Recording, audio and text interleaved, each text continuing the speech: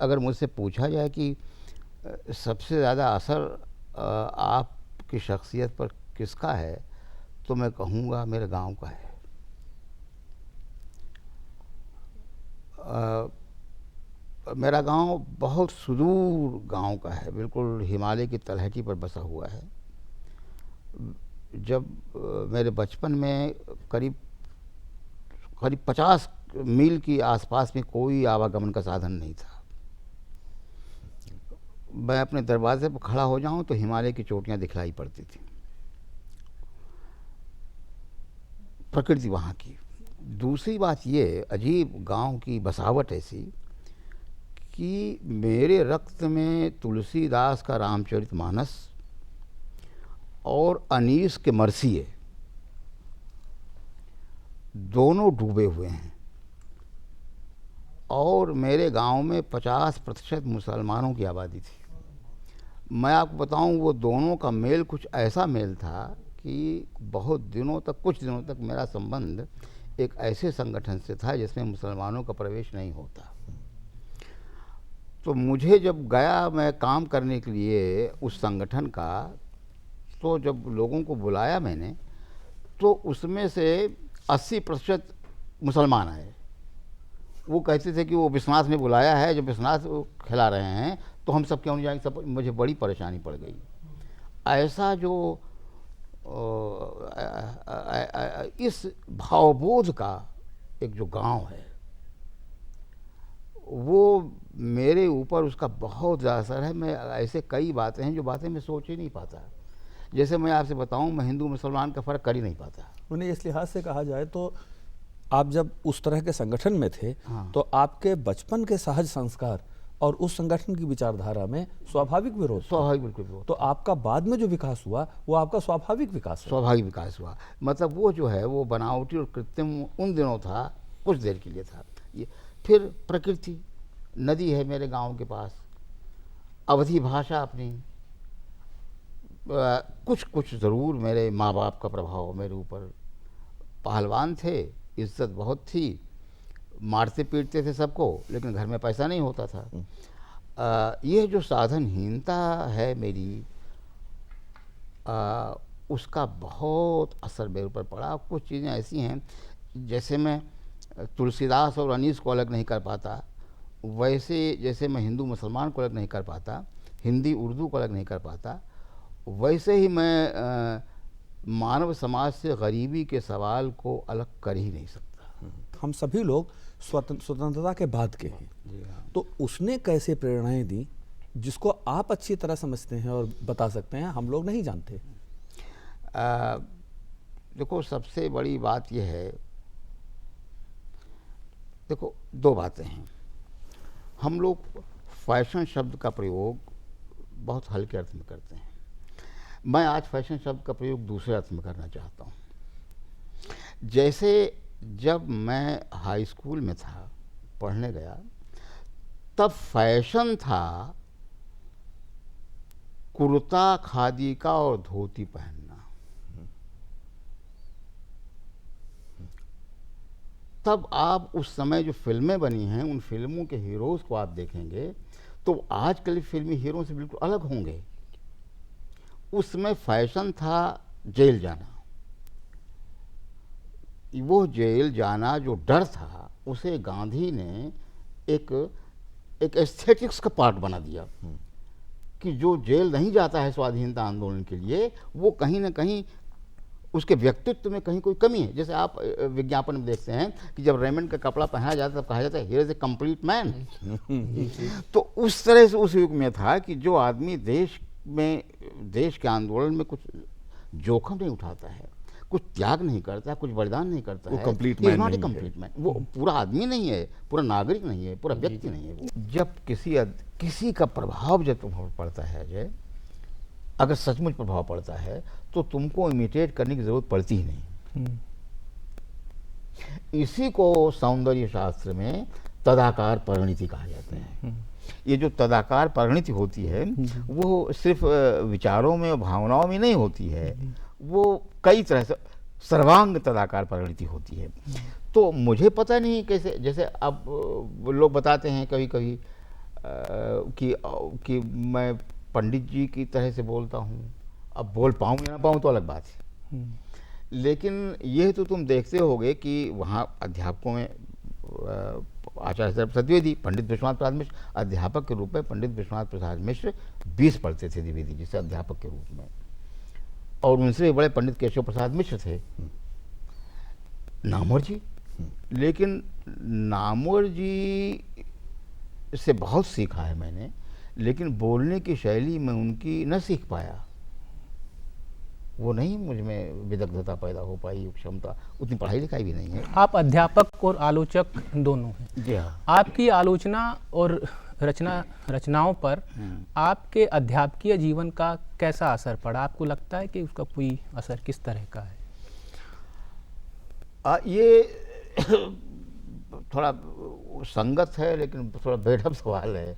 देखो ऐसा है, तुम जानते होगे, तुम लोग जानते हो कि मैं प्राध्यापक और प्राध्यापकीय अनुभूति और प्राध्यापक आलोचना को बहुत बहुमान देता हूँ, और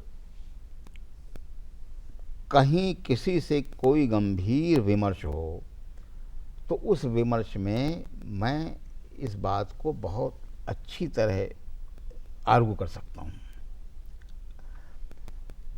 अकारण तो नहीं है कि हिंदी के जो प्रथम कोटि के जितने भी आलोचक हैं उनमें से अधिकांश अध्यापक थे जी। और जो आचार्य रामचंद्र शुक्ल को हिंदी का श्रेष्ठ अध्यापक नहीं मानते, वो अध्यापकी छोड़ करके फ्रीलांसर हुए लोग हैं, ज़्यादातर ऐसे लोग हैं। आपने जब शुरुआत की बात की, सन 1921 में स्वाधीनता आंदोलन की एक लहर थी, गांधी जी का पहला बड़ा आंदोलन चल रहा था, उठान पर था, और घर में आपकी कुर्की हुई थी। फिर आपने जब खुद अपने जीवन के आरंभिक वर्ष बिताए तो आंदोलन अपने आज़ादी की तरफ बढ़ता हुआ एक ज्वार की तरह से था, और जब आपने अवकाश ग्रहण किया जी 1996 में, तब दुनिया का एक बड़ा सपना टूट चुका था, जिसको उत्तर सोवियत संसार कहते हैं, उसका उदय हो गया था। आपने उत्तर आधुनिकता की चर्चा की, ये उत्तर आधुनिकता की सैद्धांतिकियाँ आ गई थीं। तो ये जो बड़ा फासला है आपके आरंभिक जीवन और आपके परवर्ती जीवन के बीच, इस फासले को लेकर आप किस तरह सोचते हैं? कई तरह से सोचता हूँ। एक तो कविता के शुरुआती दौर में मैं जब करने लगा था तो मेरे ऊपर अस्तित्ववादी विचारधारा की दृष्टि से नहीं, बड़ा असर था, और मैंने मृत्यु पर बड़ी कविताएं लिखी हैं। लेकिन ये जो सोवियत संघ का जो विघटन है,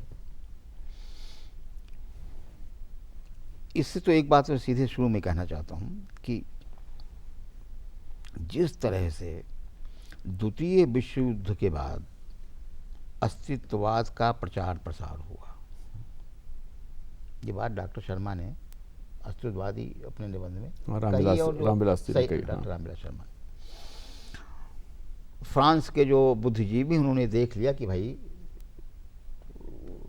निराशा हताशा उसका चरम फैला। अस्तित्ववाद तो पहले आ गया था, लेकिन प्रचार प्रसार उसका द्वितीय विश्व युद्ध के बाद हुआ। बिल्कुल उसी तरीके से ये जो उत्तर आधुनिकतावाद है, ये तो पहले से था विचारधारा के रूप में, लेकिन सोवियत संघ के विघटन के बाद एकदम से चारों तरफ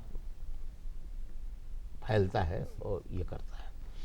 मैं इसको इस रूप में देखता हूँ, ये जो उत्तर आधुनिकतावाद है वो पूरी तरह से खारिज करने वाली बात नहीं है। जैसे इसमें जो परिधि की बात है, हाशिए पर पड़े रहने वाले लोग हैं, सबाल्टर्न, हालांकि सबाल्टर्न तो हमने सुना है ग्रामशी का शब्द है, ये दिया हुआ। हाँ, ग्रामशी का है, हवलदार उसका मतलब है, हवलदार का शब्द है, नीचे ओहदे वाला आदमी सबाल्टर्न। तो एक तो ये कि जो ये समस्याएं हैं हाशिए पर की, जो लोग हैं, दलित हैं, नारी स्वाधीनता आंदोलन है, इनमें से ऐसी कोई समस्या नहीं है जिसको स्वाधीनता आंदोलन ने या प्रगतिशील मूवमेंट ने अपना उद्देश्य न बनाया हो। दूसरी बात यह है कि ये जो अस्मिताओं पर इतना जोर है, नाना प्रकार की भिन्नताओं पर इतना जोर है, दिक्कत यह है कि ये जो अस्मिताएं हैं या जो भिन्नताएं हैं उनको इंटरकनेक्ट करके आगे बढ़ना काल की गति, इतिहास की गति, ये नहीं है। इसलिए स्ट्रेटजीज पावर ने खुद फूको ने कहा कि जो उत्तर आधुनिकतावाद है वो मूलतः उन लोगों के लिए ज़्यादा कारगर है और संगत है जो भूख की समस्या, बेरोजगारी के समय समस्याओं का समाधान कर चुके हैं। हमारे यहाँ तो भूख का अंत होना है, दहेज का अंत होना है, नारी पराधीनता का अंत होना है, रोजगार मिलने हैं। इस अंत के संकल्प के साथ अगर हम विचारधारा का ही अंत कर देंगे, इतिहास का ही अंत कर देंगे, तो कैसे काम चलेगा? इतिहास का अंत का मतलब होता है परिवर्तन का अंत, उन्नति का अंत, प्रगतिशीलता का ये अंत। तो बिल्कुल सही कह रहे हैं आप, लेकिन उससे भी अधिक हम ये जानना चाहते हैं कि उत्तर सोवियत संसार में एक तरह की निराशा तो फैली है, और हम सैद्धांतिकियों की चर्चा अलग से करें, लेकिन एक निराशा तो फैली है। मैं तुमसे एक बात, दूसरी बात और उस निराशा ने एक बड़ा नुकसानदायक असर ये किया है कि अभी 20 साल पहले हम लोग आपके साथ बहुत सारे आंदोलनों में सक्रिय रहे हैं, तो आप नागार्जुन की हरिजन गाथा कविता छाप कर बांट रहे थे और 8-8 आना सबसे लेते थे। आपने, मैं आपका शिष्य था, आपने मुझसे लिया, और सी राजेश्वर राव आपकी पार्टी के महासचिव थे, आपने उनसे लिया। जब बल्कि मुंशी से उधार लेकर उन्होंने दिया 8 आने। तो एक वो समय था जब हर अध्यापक, हर बुद्धिजीवी एक्टिविस्ट की तरह से व्यवहार करना शान की बात समझता था, और मजदूरों को, मेहनत करने वाले लोगों को इज्जत देना नैतिकता और कर्तव्य समझता था। अब मध्य वर्ग का अधिकतर हिस्सा श्रम का मूल्य पहचानना भूल गया है, बल्कि अपने को श्रमिक की तरह, बल्कि अभी हम लोग थे, बात कर रहे थे तो नीरज जी ने एक बात कही कि हिंदी वाले की जो एक बेचारी छवि थी, उसके बजाय अब हिंदी वाला भी बड़ा टिप टॉप, आधुनिक और मतलब बना ठना, ये वाली छवि आने लगी है। ये जो ट्रांसफॉर्मेशन है इमेज का, छवि का, ये उत्तर सोवियत संसार की विशेषता है।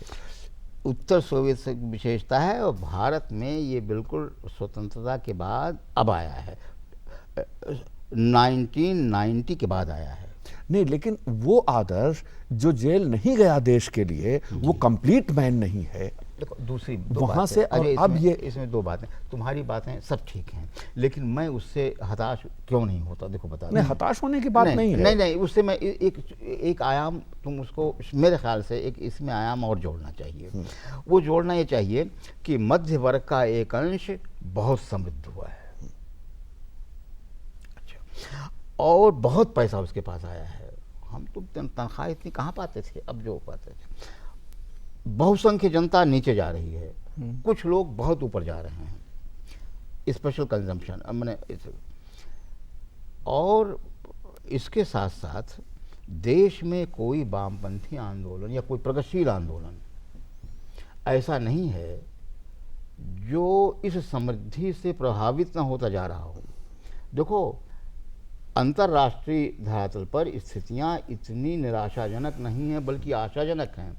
अब समाजवादी आंदोलन ने एक नया रूप लिया है क्यूबा में, वेनेजुएला में, हमारे उत्तर में पड़ोस में नेपाल ने एक दूसरा रूप देखा है।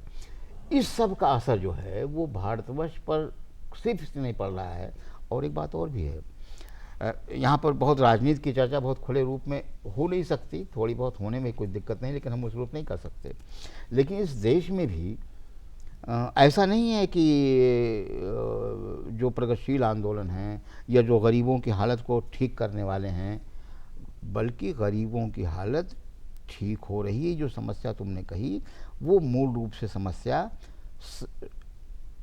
बहुत तेजी से समृद्ध हुए मध्य वर्ग के अधिकांश की समस्या है, और इसका फर्क साहित्य पर पड़ रहा है, संगठनों पर पड़ रहा है, सब पर पड़ रहा है। ये मेरा विचार है, हो सकता है। आपके गांव में ये जो परिवर्तन है वो आपको किस रूप में दिखलाई पड़ रहा है? हमारे गांव में इतना अच्छा परिवर्तन है, तुम लोग गए हो हमारे साथ, तुम जानते होगे कि अब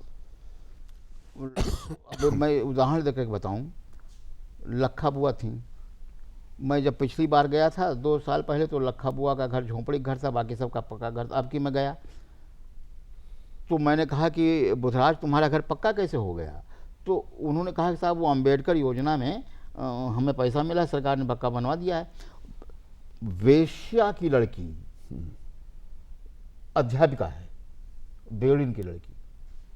मैंने देखा कि अभी वो केले बेच रहा था रेहड़ी पर, जी। तो मैंने देखा कि वो लड़का रेहड़ी बेच रहा था, तो पूछा, मुझे कहा कि ये तो बेड़िया है। पहले बेड़िया अपने बहू बेटियों से पेशा करा के पैसा करते थे, अब वो अपना जो है वो कारोबार बिल्कुल, कर रहा है। मतलब जो ये सामाजिक विकास की योजनाएं हैं और जो बाजार का सकारात्मक प्रभाव बड़ा है, वो जो वर्ण व्यवस्था इतनी दीर्घ काल तक इस देश में थी, जिसके इतने रूप थे, वो वर्ण व्यवस्था नए यानी बाजारवाद का एक अच्छा भी रूप है। हाँ बिल्कुल, बाजारवाद का एक अच्छा बिल्कुल, रूप है, बिल्कुल। एक पूंजीवाद अच्छा, तो वो तोड़ा है वर्ण व्यवस्था को। ये एक प्रकार की छोटी बहुत सामाजिक नहीं, क्रांति लेकिन है एक ये। चीज आपसे पूछूं, आपने जो लेख लिखा था शानी पर, हाँ। वो लेख कब लिखा था? बहुत पहले लिखा था, मेरे ख्याल से शानी की डेथ ही 90-92 में हो गई है, तभी लिखा गया होगा। 92 के बाद लिखा है? हाँ हाँ, नहीं उसके जीवन काल में लिखा था, शानी के जीवन काल में लिखा। जीवन काल में लिखा है। अच्छा, और जो समकालीन कहानियों पर है वो लेख तो आपने बाद में लिखा था? नहीं, साथ ही साथ लिखा था। अच्छा, उदय प्रकाश पर, अखिलेश पर? उदय प्रकाश पर अलग से कोई लेख नहीं, एक लेख में जहाँ डिफरेंस आता है उदय प्रकाश का। हाँ, क्योंकि ये देखना चाहिए, आपने सोवियत यूनियन के विध्वंस के बाद जो दुनिया बदली, उसको अपनी आलोचना में किसी तरह चुनौती माना या नहीं माना? बिल्कुल, पूरी कहानी उस कहानियों पूरी वाला किताब में हमने कहा है कि, बल्कि एक जी शीर्षक भी स्वातंत्र, उसका शीर्षक देना चाहे, स्वातंत्रोत्तर भारत में भय के रूप। जी जी, इसीलिए मैं कहना चाहता था कि उसके पहले भय आपके आलोचना की समस्या नहीं थी।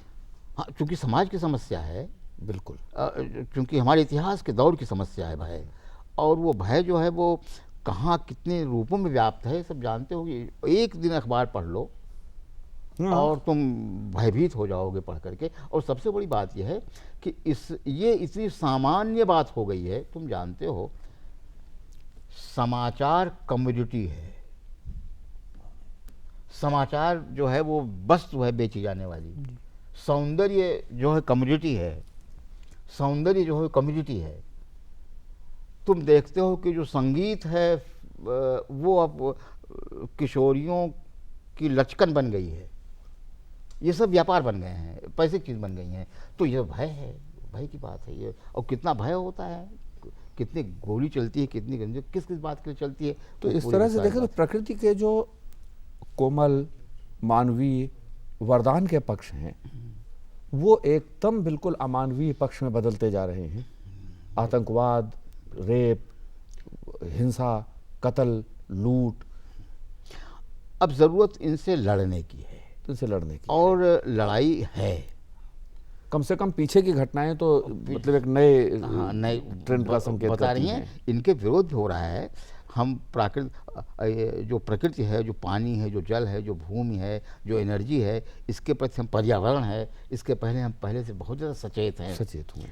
और हमारा एक सौंदर्य बहुत नया रूप ले रहा है, और मनुष्य इतना संघर्ष विहीन हो ही नहीं सकता, और उतना संघर्ष विहीन नहीं है, मेरा विचार यही है।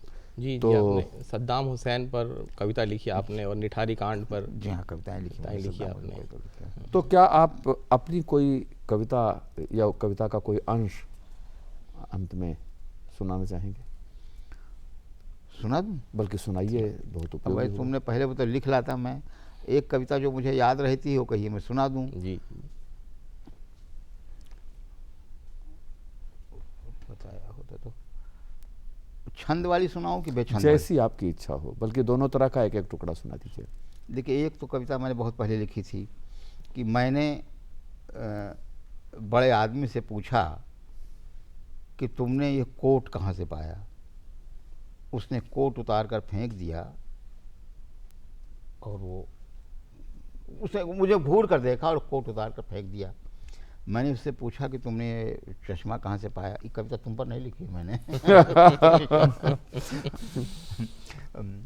उसने चश्मा भी फेंक दिया और वो अंधा हो गया। जब मैंने पूछा कि बड़े आदमी, तुम आदमी तो हो ना, तो वो नंगा हो गया और थोड़ी देर में मर गया। देखो ना हकीकत हमारे ज़माने की, कि बड़े लोगों से उनका और उन्हीं की चीज़ों का रिश्ता पूछो, बस वे नंगे होकर मर जाते। मर जाते हैं। वाह। एक तो कविता लिखी क्या थी मैं, बात है। दूसरी जो छंदबद्ध कविता थी और अवधि बरवे में थी। त्रोचन शास्त्री ने अपनी किताब अमोला दी थी मुझे रिव्यू करने के लिए, तो रिव्यू तो मैं नहीं कर पाया, मैंने उसी तरह से बरवे कुछ लिख दी है। उड़त पखेरुआ हिये छाह पड़ी जाए, क्या बात है। उड़त पखेरुआ हिये छाह हिये पड़ी छाह जाए। पड़ी जाए, परतय मनई गूंग बहिर हो जाए। क्या बात है। वाह।